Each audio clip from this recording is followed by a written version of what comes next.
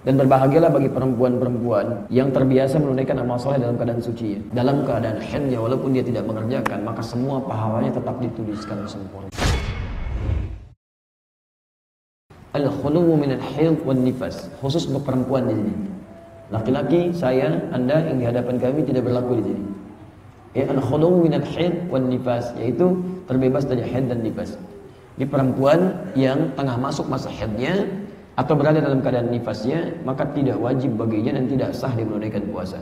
Walaupun ibu punya kemampuan untuk puasa, tapi Ustaz saya kan punya kemampuan. Iya, tapi Anda masuk dalam masa haid. Yang di situ tidak berlaku hukum puasa bagi Anda.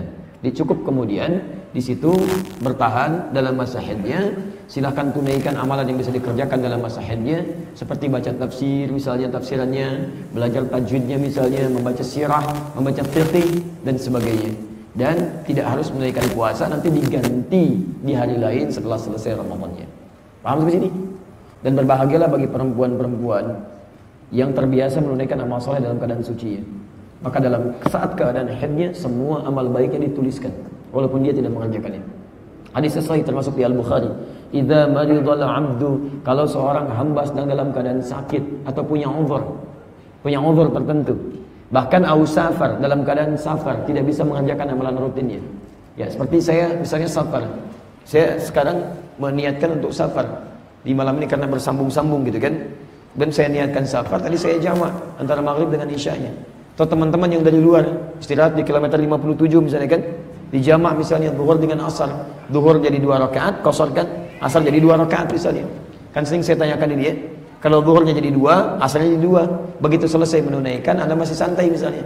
Santai, ini di luar masih agak macet, Anda nggak buru-buru, masih ada peluang untuk sholat sunnah misalnya. Baik, masih terbuka peluang untuk sholat sunnah. Sholat atau tidak? Sholat atau tidak? Tidak, nggak usah sholat. Sering katakan, nggak usah sholat, jangan terlampau soleh. Ingat ya. Kenapa? Karena yang fardu saja dikurangi. Yang wajib 4 kurangi jadi 2. Masa mau tambah dengan yang sunnah? Tapi berita baiknya ketika Anda terbiasa mengerjakan yang sunnah, kemudian Anda tidak kerjakan yang sunnahnya karena kondisi kosor tadi, maka yang sunnahnya sudah dituliskan pahalanya walaupun tidak Anda kerjakan. Maka bagaimana dengan perempuan yang saat sucinya, rajin baca Al-Quran, rajin sholat sunnah, rajin bersedekah dan sebagainya, Masya Allah. Dalam keadaan haidnya walaupun dia tidak mengerjakan, maka semua pahalanya tetap dituliskan sempurna. Tetap sempurna. Maka rugilah perempuan-perempuan yang dalam keadaan sucinya tidak pernah memperbanyak amalan sunnahnya. Cuman yang fardu yang dituliskan sunnahnya nggak ada. Waktu alhamdulillah ya, walaupun kita nggak sholat masih dapat pahalanya, Masya Allah, belum tentu. Di poinnya biasakan dulu ya, biasakan.